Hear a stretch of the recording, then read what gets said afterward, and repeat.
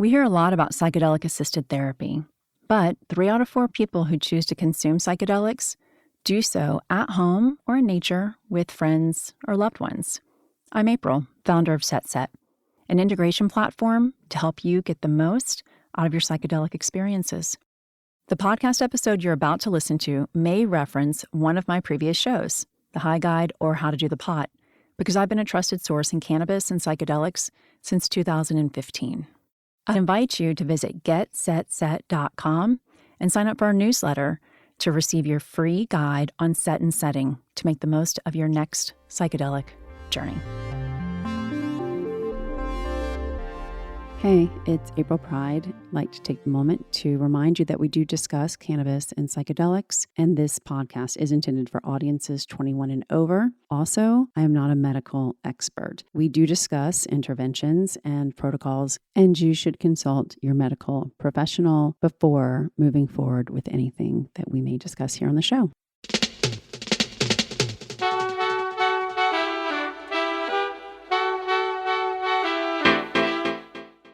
Welcome back to another episode all about women changing their lives thanks to psilocybin. Once again, we're joined by Jennifer Chesak, the author of the Psilocybin Handbook for Women, the second episode in this 3-part series inspired by her book. In this installment, Jennifer and I dive into parenting and psilocybin. How does psilocybin support the ever more complicated lives of women who are mothers or want to be? As we navigate the nuanced landscapes of motherhood and magic mushrooms, we invite you to open your hearts and minds to this timely topic. We talked about estrogen. We've talked about what impact that can have on your psilocybin experience. It seems like women, our lives are ruled by our hormones and our cycle.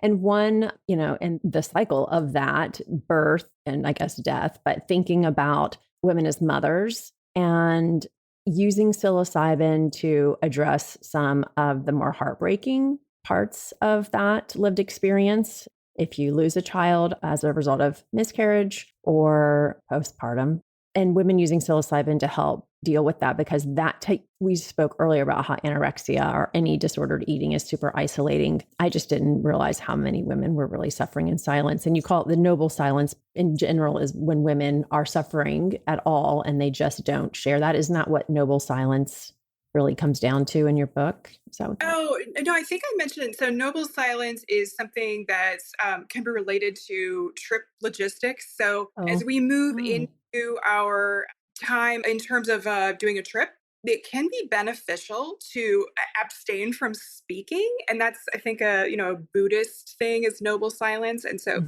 taking a period of silence, even if it's just the day that you're tripping or during your trip, you might be a little bit more silent. And the reason for that, there was a scientist, her name is Abigail Calder, and she brought this up to me. It was a scientist named Dr. Suzanne Rush. She brought this up to me. She was saying that it's possible that the language places sort of this schema on our default mode network and, impact our trip or make us have less of it. It's possible it could make us have less of an experience or a different experience because of the way language affects our brains, essentially. So taking that silence is a good idea. You don't have to, but it's just something to consider. But yeah, going back to motherhood and some of these things that can also be very isolating. You mentioned miscarriage or postpartum depression or losing a child in that postpartum period. All of these things are so devastating to women, and they're often not openly talked about. So as a society, we're silent about these things, and people are just dealing with these things in their own solitude, essentially. And we shouldn't do that to people. We should be talking about these things. But Mama De La Mico said that she's worked with several people who have either had a miscarriage or are dealing with some other type of situation like postpartum depression or just grief in general. And she said psilocybin's not going to fix everything. It's not going to be this magical cure for these things. However, if you do the work with psilocybin in terms of doing a journey and then integration afterwards, it can be highly beneficial. And I think we're seeing this already just in terms of grief in general, that we're seeing some research come out about how it can be helpful with grief. It was for me, I've only dealt with pet loss recently, and I have lost some friends as well, but it was super beneficial to explore my grief during a psilocybin session. So again, not a magic cure, even though it says magic mushrooms, but certainly if we are doing the work, again, with integration afterwards, there's some potential there for some serious help. Yeah, because the ways that we are dealing with grief that have been approved for us to deal with grief in some way, meaning it's just easier in drinking, being one of those ways, or prescribed benzos, which the rate of women drinking has increased significantly, which your book brought to my attention. April here, interrupting our conversation with Jennifer because I wanted to add some details from her book, some specifics about women and alcohol use disorder, or AUD. It's a brain disorder. I'm going to read directly from her book. Over time, it can cause lasting changes in the brain that can make treatment efforts or recovery difficult. More people assigned male at birth have AUD than those assigned female at birth. However, in the previous decade, the rates of AUD in women increased by 84%, a much higher rate than the 35% increase in men. People assigned female at birth also have a higher risk of alcohol-related cancers, health complications, and conditions. An AUD can disrupt the menstrual cycle. Women often develop AUD at an earlier age than men, and research shows a stronger association between anxiety and depression and early onset of drinking in girls ages 15 to 18 than in boys of the same age. Research also demonstrates that sexual abuse, and emotional neglect before adulthood are associated with higher rates of AUD in women than men. Animal models show that ovarian hormones may also play a role in alcohol-seeking behavior, plus women with consistently higher estrogen levels tend to have higher alcohol intake. Finally, animal models indicate that drinking behavior changes throughout the menstrual cycle as hormone levels fluctuate. Also, I had known that the amount of benzos are often prescribed by men, male doctors, to women, and oftentimes those male doctors are general practitioners and they're not mental health specialists at all. They're saying that after the opioid epidemic, that benzos are the next issue that we will be facing. And now that we know that women have been prescribed at a much higher rate than men, and we've now got alcohol on the rise among women. It's just so timely that we're talking about these alternatives that there is no history of abuse potential, right? Like psilocybin. Oh, psilocybin, no. Yeah, there's no real history of that at all. Yeah, but it is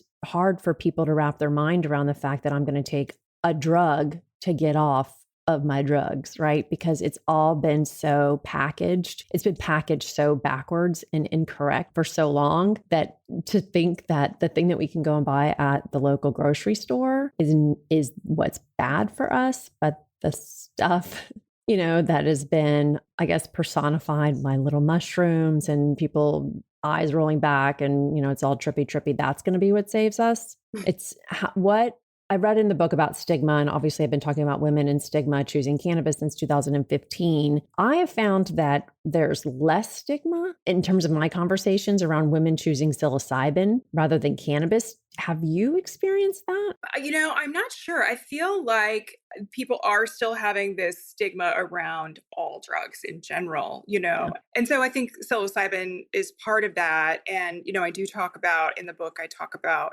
people weaponizing women, children essentially against them. I interviewed Hilary Agro. She's an anthropologist. She's getting her PhD in that. And she looked into this extensively, and she's had her own experience where somebody reported her to Child Protective Services, the department of that in Canada, because she lives in Canada, because she's very open about, hey, I'm a drug user. And hey, we all are. If you're drinking caffeine, you're a drug user, right? Yeah. And that does help erase stigma when we talk about that. But she openly identifies as a drug user for her ADHD medication. And someone reported her, and she had to go through this whole investigatory process about whether or not she was fit to be a mother. And that directly harmed her because it created even more stress for her as a parent. And she was, really struggling with that. And it was very scary. Again, she acknowledges that she had a lot of resources to help her with that, whereas a lot of people don't. disproportionately affects people of color, that, they might get reported and things like that. So yeah, I think there's still a lot of stigma. What I hope happens is that as we have more of these open conversations about psilocybin, about cannabis and things like that, that there's more understanding that we can continue to talk about this. We can be open about this. And the more that we are, the better off we are in terms of all of that. Now, that's easy for me to say. I don't have kids. No one's going to take them away from me. But it is a real thing that people have to consider, even though psilocybin is not going to make you addicted to it. And we can use psilocybin in very safe, controlled ways that aren't affecting the kids that we're caring for and things like that. I want to take a minute to explain a term that might be new to you. Whole fruit bodies. Mushrooms have these amazingly intricate underground root networks that are a big part of what make mushrooms magical. The fruiting body is the part of the mushroom we see above ground, the cap, and the stem. And those are the parts that make magical mushrooms magic. For the true romantics who want to experience the purest form of psilocybin, our whole fruit bodies, which are carefully dried and sold by the eighth of an ounce, are the way to go. Of Like Minds fruit bodies are cultivated and sourced in Seattle, where Of Like Minds is based. It's important to us to work with trusted partners. That's why our whole fruit bodies come from the same guy who helps us create our amazing caramels. All of our fruit bodies are cultivated and sourced in Seattle, where Of Like Minds is based. It's important for us to work with trusted partners. That's why our whole fruit bodies come from the same guy who helps us create our amazing caramels. Now, let's talk strains. We've got 3 excellent varieties of magic in our whole fruit bodies collection. There's the potent and intriguing Penis Envy, the gentle, inviting Hillbilly, and the captivating Ecuador. Each strain offers unique experience, tailored to different preferences and explorations that we write about in depth on our website. We do understand that not everyone wants to chew on a dried mushroom. Maybe you've got a sensitive stomach, or you prefer a different taste profile to dried up dust. So I do want to mention that we also make scrumptious chocolate-covered psilocybin caramels. We make microdose offerings if you're new to the world of psychedelics and just want a more subtle approach. So whether you're seeking the purity of whole fruit bodies or the convenience of taste of an edible, or if you're looking to take baby steps into tripping via microdosing, the Of Like Minds website is a place to go to get started. Explore a range of offerings, read up on the experiences of others, and if you live in Seattle, you can, of course, purchase one of our educational PDF downloads. And as your gift with purchase, you will receive, shipped via third-party carrier, a gift from Of Like Minds to you at your Seattle address. Sign up for the Of Like Minds newsletter and follow us on social media at oflikeminds.co for all the updates to learn all the ways we are all of like minds. I find it interesting that you live in a place that is definitely not decriminalized even, right? And you are just writing about these things. You are saying that you've had your own experiences. You're not continuing with them. And I understand how careful we need to be. Yeah, what has been the reaction from your community? You're probably in a bit of a bubble anyway, but still you live in the Southeast. It's a challenge here, obviously. I mean, we don't even have legal weed essentially in Tennessee, right. which is just absolutely ridiculous. So it's funny that my husband at this very moment is getting me weed at a dispensary in Illinois where it is legal, because I rely on that medication for sleep and migraine prevention. And he went because I'm too busy. So it is a challenge with the legal system that we have. And I am a strong advocate for, we need to just decriminalize all drugs. And I know that sounds radical. As something that Hillary Agro, whom I mentioned earlier, she's a big advocate for as well. And the reason for that is when we criminalize something, all it does is create harm and secrecy. So the reason that we have all of this fentanyl out there is really because if people were just using heroin, we would have less overdoses. But they don't, heroin's illegal, fentanyl is much easier to transport, easy to sell. And we can even go back and look at the era of prohibition. It wasn't, so people prohibited booze. And what did that result in? A bunch of moonshine that was really harmful to people. And Yeah. so if we just decriminalize drugs and openly talk about, then we can have safe conversations about that in terms of what are the safe practices? How can I assure that the product that I'm getting is exactly what I ordered, that or what I want to take, what I want to ingest. But when we are so secret about it and criminalizing it, people can't have a safe I shouldn't say they can't have a safe experience, but that safe experience is challenged quite a bit.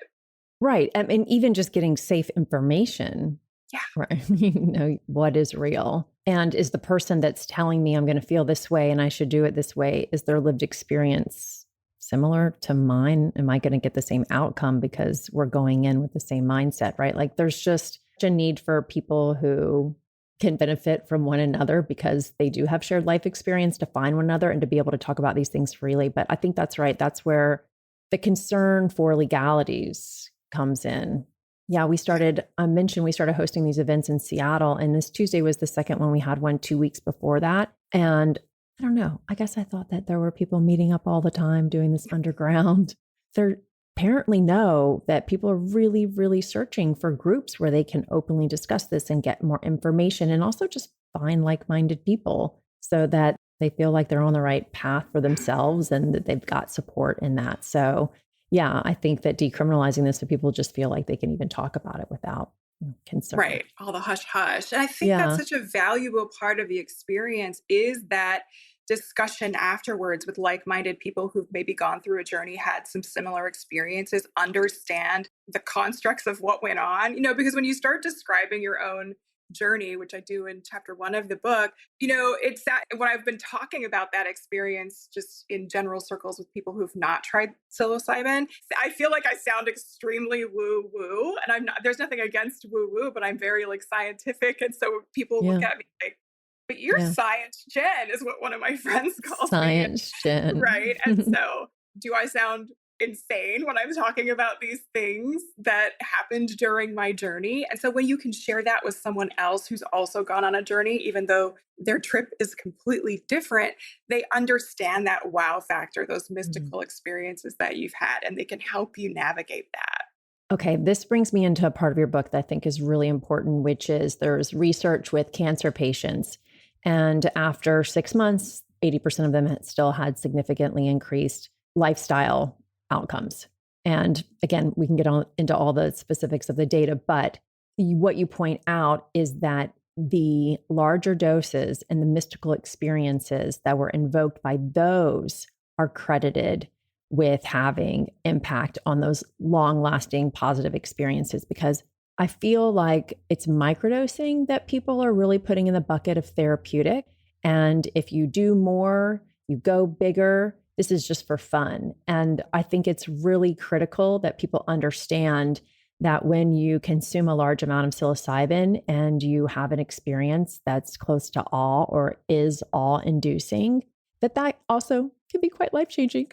Yeah. Right? Yeah. And I do think that I think the trip is a really kind of, I mean, it's not required, but I think that is where a lot of benefit comes from, is doing the journey, the deeper journey. It doesn't have to be a heroic dose, but maybe just kind of a medium or large dose to have that trip experience in a safe, contained way can be highly beneficial, because you will get some of those mystical aspects, this idea of what we talk about in terms of ego death, which can sound really scary, but it doesn't have to be. It's not like everyone loses their sense of self. It's more that you lose that sense of, oh, I'm so focused on me that I forget that I'm part of this big, beautiful universe. And that can be so mystical and highly beneficial. And that idea of oceanic boundlessness, where you feel very much at one with nature, or perhaps animals that are around you, or creatures that are around you, trees. And again, here I'm sounding all woo, but that feeling is incredibly valuable to understand that you're not alone in this world. And one of the mystical aspects of my journey was feeling this sense that I was connected by a thread of light to everyone I know and love, who I know loves and cares for me and supports me back. And feeling that sensation it was one of the most profound things I have ever experienced. And I've carried it with me and talked about it to these friends who I felt this connection to. And they're like, I feel that too right now talking to you. Mm. A really cool thing, very valuable. I highly recommend it. So, I mean, the look on your face, if people are just listening, yeah, it's an experience that obviously was touching. And most people say that psychedelic experiences rank in the top 3 of their life, right? Yes, So I'm they glad. do. Yeah, I'm glad that you had that experience.